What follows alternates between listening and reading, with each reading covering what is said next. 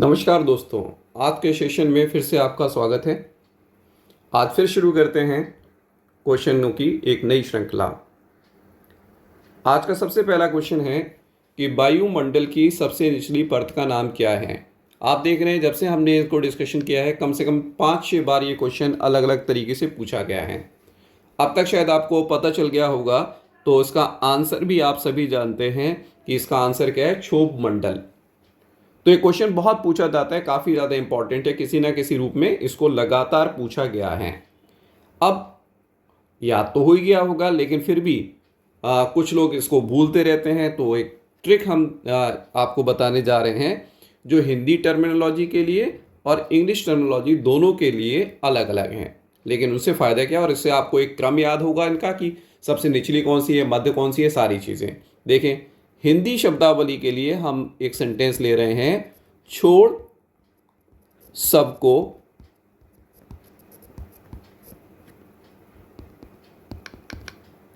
छोड़ सबको मैं आया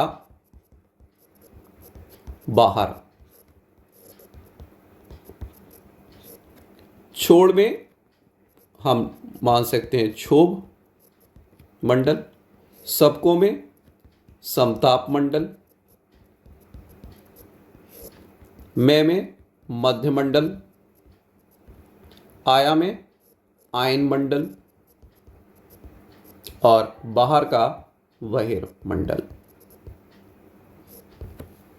तो आप इसे सीक्वेंस भी याद कर सकते हो और आपको पता चल जाएगा कौन सी परत सबसे बाहर है और कौन सी सबसे निचली है जो पृथ्वी को सराउंड कर रहे हैं। ऐसे ही इंग्लिश में देखें तो इंग्लिश में भी एक सेंटेंस है, इसमें हम लिखेंगे ट्रस्ट। ट्रस्ट में कुछ इस तरीके से लिख लें, बीच में गैप देके, trust me in oblique the exam. ये ऑब्लिक करके क्यों लिखा है इसको देख लेंगे। ट्रस्ट में TRU का मतलब हम ले लेते हैं ट्रोपो। ST का मतलब क्या हो गया, सभी को पता है, बताएं, जो स्ट्रेटो स्फीयर। मी में सीधा क्या हो गया, मीजोस्फीयर। इन में क्या हो गया, आइनोस्फीयर, या इसको थर्मोस्फीयर भी कहते हैं। तो आप इसीलिए मैंने इसको ऑब्लिक करके लिखा, तो ये क्या हो गया, थर्मो। और एक्स आ गया तो ये क्या हो गया, एक्सोस्फीयर। तो अब शायद आपको हो सकता है आसानी हो, जो लोग बार बार भूल रहे थे वो इस ट्रिक से इसकी सीक्वेंस को याद रख सकते हैं। अगला क्वेश्चन हम देखते हैं और ये है, विटामिन सी की कमी से होने वाली बीमारी का नाम क्या है। ये हमने पिछले वाले जो कल हमने डिस्कस किया था उसके अंदर भी ये था। तो आप सबको पता है विटामिन सी की कमी से होने वाला जो रोग है वो क्या है, वो है स्कर्वी। स्कर्वी रोग जो है वो विटामिन सी की कमी से होता है। अब विटामिन सी के नाम से भी पूछा जा सकता है, और विटामिन सी का टेक्निकल नेम, केमिकल नेम होता है एस्कॉर्बिक एसिड या एस्कॉर्बिक अम्ल। इस नाम से भी पूछा जा सकता है। मतलब यही क्वेश्चन ऐसे बन सकता है, एस्कॉर्बिक एसिड की कमी से होने वाली बीमारी का नाम है तो क्या है, स्कर्वी। ऐसे ही दूसरा देखें, बाकी ऑप्शन भी देखते हैं। बेरी बेरी भी एक रोग है, ये किस विटामिन की कमी से होता है, ये होता है विटामिन B1 की कमी से, जिसका केमिकल नेम है थियामीन। ऐसे ही रतौंधी आप जानते हो, इसको इंग्लिश में कहते हैं नाइट ब्लाइंडनेस। इसमें क्या होता है, जो बंदा इस बीमारी से ग्रसित होगा उसको रात में दिखाई देना बंद हो जाता है। जैसे ही अंधेरा होना शुरू होगा उसको दिखाई देना बंद हो जाएगा। और ये किसकी कमी से होता है, ये होता है विटामिन ए की कमी से। और विटामिन ए का क्या नाम है, इसका नाम है रेटिनॉल। तो रतौंधी किसकी कमी से होगा, विटामिन ए की कमी से या डेफिशिएंसी से होता है। ऐसे ही देखें थकान का जनरली रीज़न ये देखा गया है कि हमारे शरीर में आरबीसी की कमी हो जाए, आयरन की कमी हो जाए, इसको एनीमिक कंडीशन कहते हैं, अगर ऐसी कंडीशन डेवलप होती हैं तो उसमें थकान उत्पन्न होती है। और थकान के लिए जो देखा गया है, एक विटामिन इसमें इम्पॉर्टेंट रोल प्ले करेगा। अगर इसकी डेफिशिएंसी होगी तो हमें थकान होगी, और उस विटामिन का नाम है विटामिन B12। इसका केमिकल नेम है साइनोकोबालामीन।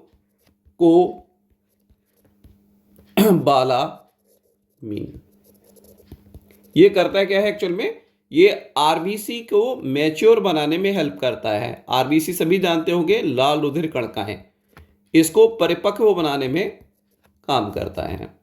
और अगर ये पूरी तरीके से मैच्योर नहीं होती हैं तो इनकी ऑक्सीजन कैरिंग कैपेसिटी कम होती जाती है, और उसकी वजह से क्या होता है, हमें थकान महसूस होती है।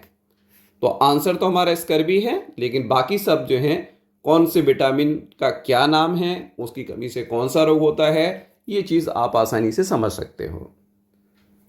अगला क्वेश्चन है हमारा, असम का प्रसिद्ध एक सींग वाला गेंडे वाला वन्य जीव अभयारण्य कौन सा है? ये बहुत बार आया हुआ क्वेश्चन है। ये आसाम में काजीरंगा में है। ठीक है, आसाम के काजीरंगा में। अब बाकी का देखें, जैसे मानस वाला जो है ये कहाँ प्रेजेंट है, ये भी आसाम में है। कहाँ है? आसाम में है। और ये किस लिए फेमस है? यहां हाथी का संरक्षण किया जाता है, एलिफेंट के लिए फेमस है। ऐसे ही आप देखें गिर फॉरेस्ट, ये कहाँ है? ये गुजरात में है। ठीक है, कहाँ है? गुजरात में। गुजरात में भी कहाँ है? एक जगह है जिसका नाम है जूनागढ़। जूनागढ़ ये कहाँ है? गुजरात में। और यहां किसको संरक्षित किया जा रहा है? ये किसके लिए है? ये है शेर के लिए। शेर को संरक्षित यहां पर किया जा रहा है। ऐसे ही काना किसली, जो काना किसली है ये प्रेजेंट है मध्य प्रदेश में। ओके, कहाँ है? मध्य प्रदेश में, MP के अंदर। और इसके अंदर किसको संरक्षित करते हैं? इसके अंदर संरक्षित किया जा रहा है टाइगर के लिए। टाइगर को संरक्षित किए जाने के लिए ये है। और ये बहुत इंपॉर्टेंट क्वेश्चंस हैं, ये अलग अलग रूपों में फिर से आए हुए हैं। अगला क्वेश्चन देखें, निम्न में से कौन सा पादप या उत्पाद साबुन का विस्थापन है, जिसको साबुन की जगह पर हम यूज कर सकते हैं? तो इसका आंसर है रीठा। आप देखते हो शैम्पू भी आता है सतरीठा के नाम से।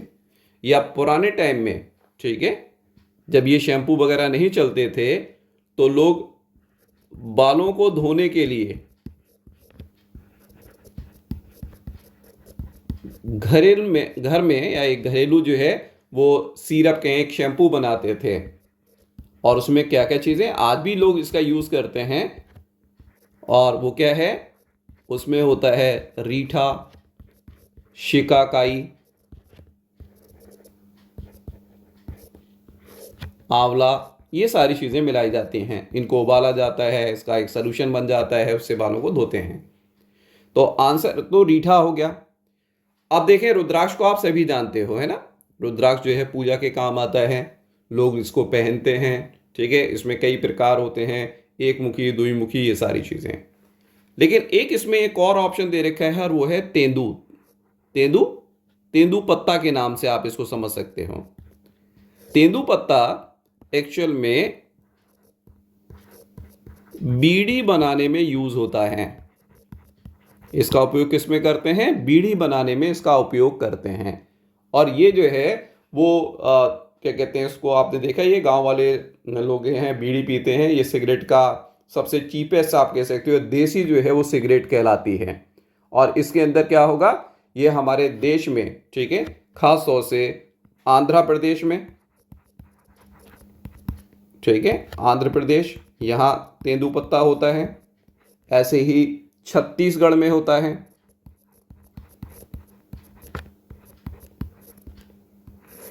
उड़ीसा में होता है। ये सारी चीजें ये आपको याद करनी है। ओके, किसमें यूज कर रहे हैं? बीड़ी बनाने में हम इसका यूज करते हैं।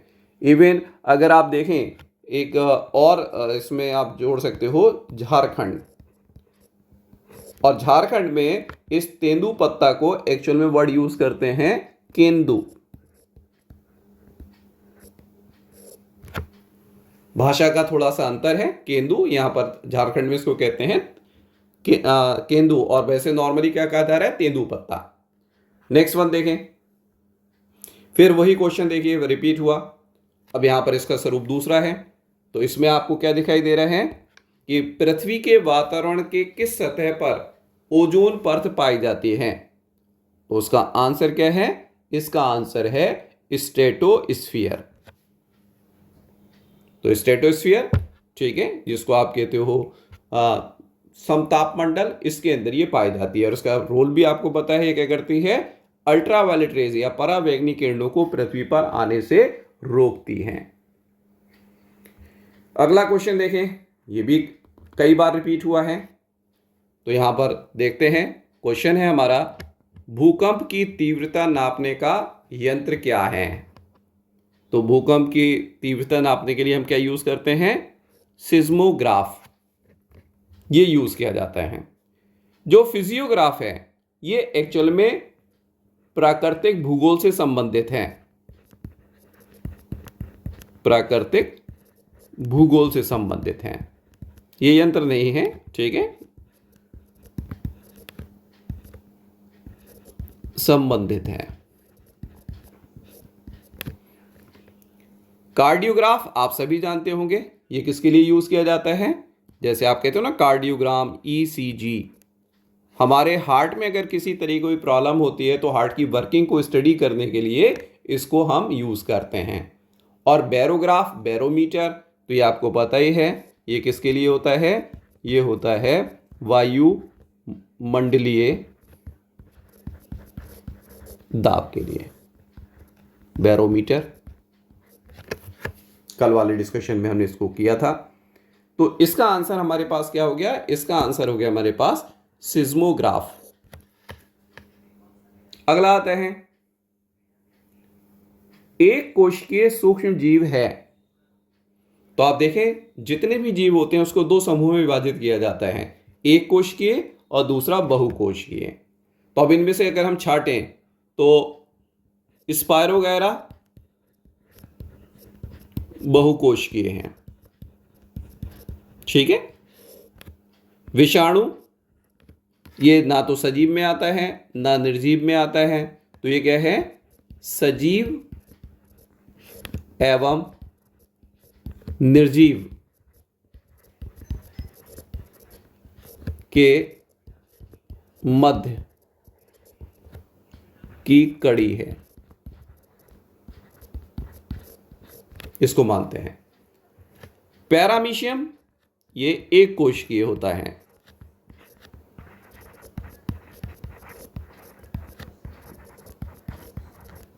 और हाइड्रा बहुकोशिकीय होता है।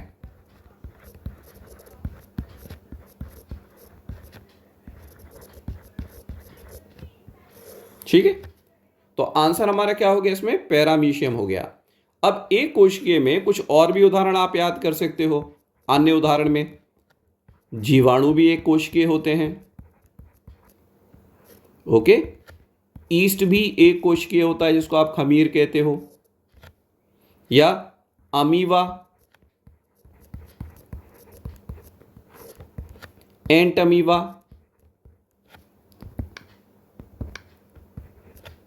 ये पेचिस कॉज करता है। या एक और याद कर सकते हैं, यूग्लिना। ये सारे के सारे कैसे होते हैं? ये एक कोशिकीय हैं। तो इनमें से भी कोई भी दिया जा सकता है, पूछा जा सकता है कि भाई ये एक कोशिकीय है क्या सा है। तो आंसर हमारा पैरामीशियम एक कोशिकीय होता है। अब नेक्स्ट आता है हमारे पास क्वेश्चन, प्याज, आलू, अदरक हैं, प्याज, आलू, अदरक एक्चुअल में तने के रूपांतर होते हैं, तने का रूपांतरण है। और ये किस तरीके के रूपांतरण है? ये भोजन संचय करने के द्वारा रूपांतरित होते हैं। ठीक है। अब जैसे देखें, तने से ही शुरुआत अगर हम करें तो जो तना है इसमें भी कई प्रकार होते हैं। ये तने जितना भी हम पढ़ रहे हैं तो ये क्या है? भोजन संचय के कारण।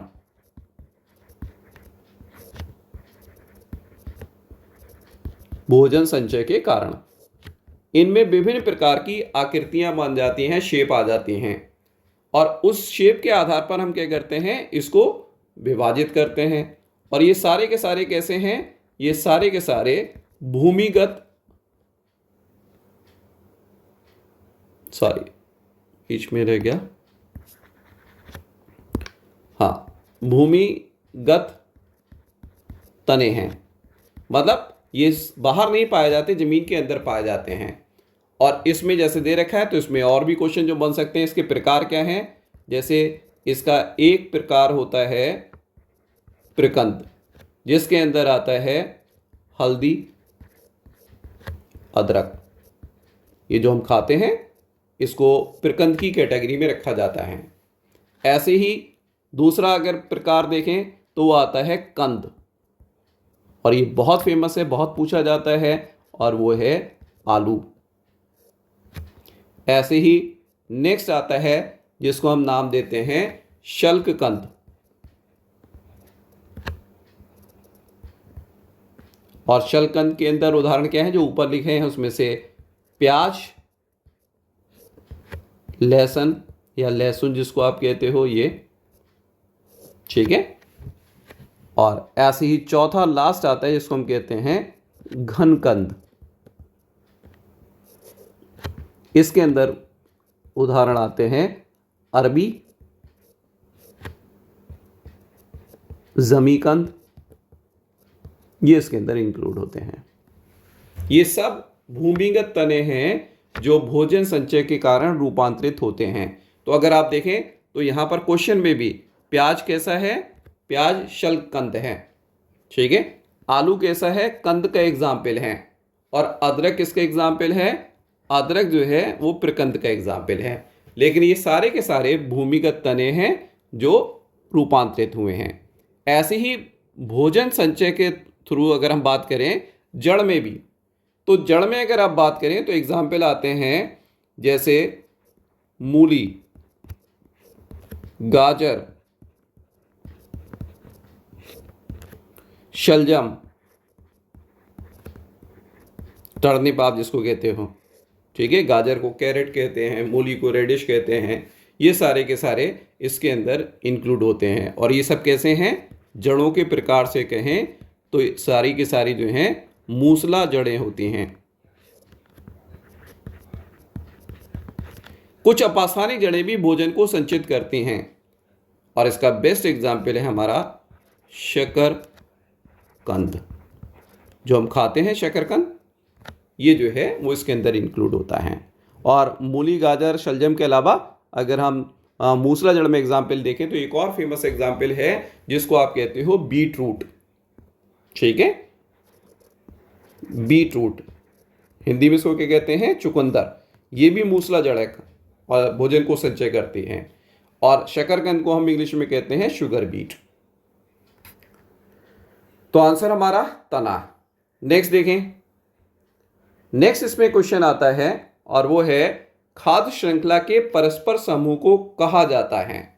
तो देखें, दो वर्ड हम यूज करते हैं। एक होता है खाद्य श्रृंखला जो क्वेश्चन में लिखा है, दूसरा होता है खाद्य जाल। जैसे अगर आप देखें तो यहां पर आप सबको पता है कि मान लीजिए घास है। इस घास को मान लीजिए खाया किसने? टिड्डे ने। टिड्डे को किसने खाया? एक मान लीजिए हम कहें मेढक ने। मेढक को किसने खाया? सांप ने। और सांप को किसने खाया? बाज ने। तो ये खाद्य श्रृंखला बन गई। जैसे घास इसमें उत्पादक हो गया, फिर टिड्डे इसके प्राथमिक उपभोक्ता हो गए, मेढक इसका द्वितीय हो गया, सांप तृतीय हो गया, और बाज जो है टॉप वाला हो गया। सबसे ज़्यादा ऊपर। अब ऐसा नहीं होता कि केवल यही खाद्य श्रृंखला होगी, मतलब इस घास को केवल टिड्डे ही खाएंगे। इस घास को गाय भी खा सकती है ना।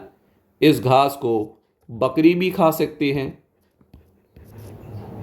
ठीक, इस गाय को मान लीजिए शेर भी खा सकता है, इस बकरी को भी शेर खा सकता है, इस मेढक को जो है बाज खा सकता है, डायरेक्ट खा सकता है, या जो आपने देखा है क्रो वगैरह वो इसको खा लेते हैं। ऐसे ही इस बकरी को सांप खा सकता है, ठीक है। ऐसे ही इस टिड्डे को चिड़ियाँ खा सकती हैं।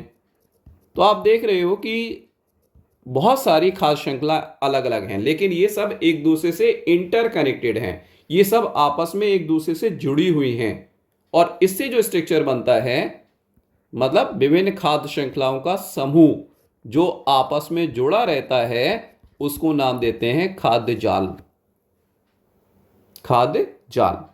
और इन सब में अगर आप देखें तो बहुत सारी चेन आप इसके अंदर बना सकते हैं। खरगोश को जोड़ सकते हो, भैंस को जोड़ सकते हो, मनुष्य को जोड़ सकते हो, बहुत सारे इसके अंदर जुड़ जाएंगे। तो बहुत सारी फूड चेन जो हैं वो आपस में एक दूसरे से लिंक होती हैं। मतलब नेचर के अंदर या प्रकृति के अंदर कोई अकेली इंडिपेंडेंट स्वतंत्र रूप से खाद्य श्रृंखला नहीं होती, और अगर ऐसा होता तो फिर जीवन संभव नहीं होता, क्योंकि खाद्य जाल जब बनता है तो उससे जीवों के पास एक से ज़्यादा ऑप्शन होते हैं अपने भोजन को ग्रहण करने के लिए, कि अगर एक रास्ता बंद हो जाता है तो दूसरी चीज़ को खाकर अपने खाद्य श्रृंखला को बनाए रखता है, जिसकी वजह से जो जीवन है वो लंबे समय तक चलता है, जिसको आप कहते हो बायोडाइवर्सिटी या जैव विविधता जो है वो मेंटेन रहती है। तो आज हम इसको यहीं पर समाप्त करते हैं, लेकिन मुझे आपसे ये कहना है कि मैं लगातार जब ये ऑब्ज़र्व कर रहा हूँ और आपके कमेंट देखता हूँ, लाइक देखता हूँ, डिसलाइक देखता हूँ, तो ये मुझे अंदाज़ा लग रहा है कि आप जो हैं वीडियो को प्रॉपरली नहीं देख रहे हैं, पूरा नहीं देख रहे हैं। जो व्यूज़ हैं उसके हिसाब से कि कोई 2 मिनट चला के देख ले रहा है, कोई कुछ देख ले रहे हैं। मेरा आप सबको ये सजेशन है कि आप इसको एक ही सिटिंग में पूरा का पूरा देखें, क्योंकि देखा कि इसमें अलग अलग टाइम पीरियड के अंदर वो दिखाता है। तो मेरा यही सजेशन है कि आप इसको देखें, प्रॉपरली इसको नोट करें, जिससे कि ये आपके एग्ज़ाम में एक इम्पॉर्टेंट रोल प्ले कर सकें। आपसे यही गुजारिश है, यही सजेशन फिर से है कि चैनल को लाइक करें, चैनल को सब्सक्राइब करें, और साथ में दूसरों के साथ शेयर भी करें। धन्यवाद। Thank you.